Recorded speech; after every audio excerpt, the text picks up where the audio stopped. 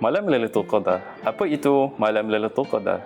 Sebenarnya tuan-tuan yang mulia, pada bulan Ramadan, terutama 10 malam yang terakhir ni, Allah kurniakan satu malam, iaitu malam tersebut merupakan satu malam yang sangat agung.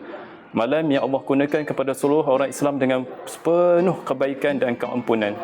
Itulah malam Lailatul Qadar. Allah berfirman dalam surah Al-Qad, A'udzubillahi minasyaitonirrajim. Bismillahirrahmanirrahim. Inna anzalnahu fi lailatul qadr.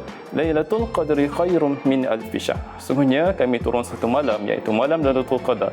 Malam Lailatul Qadar tu lebih baik daripada 1000 bulan. Boleh jadi 1000 bulan, boleh jadi 1100 bulan, 1500 bulan. Sebab apa? Sebab Allah bagi tahu malam tersebut khairum min alfi syahr, lebih baik daripada 1000 bulan. Tanazzalul malaikatu waruh fiha biizni rabbihim min kulli amr. Pada malam tersebut turunnya malaikat dan roh.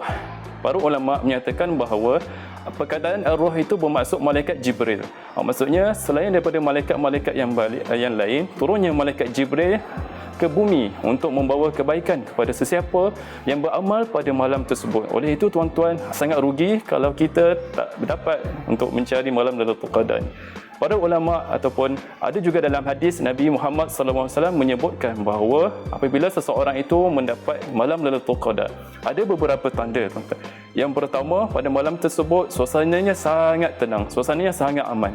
Bagi sesiapa yang beramal pada malam tersebut, mereka akan dapat rasakan ketenangan jiwa, ketenangan fikiran, dan apabila mereka beribadah, mereka dapat beribadah dengan sepenuh hati mereka.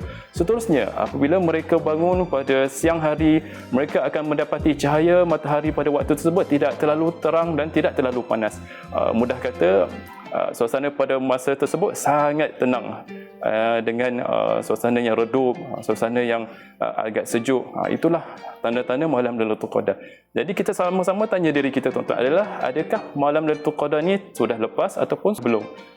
Kalau belum lagi, sama-sama kita cari malam Lailatul Qadar ni, sama-sama kita buru Lailatul Qadar ni.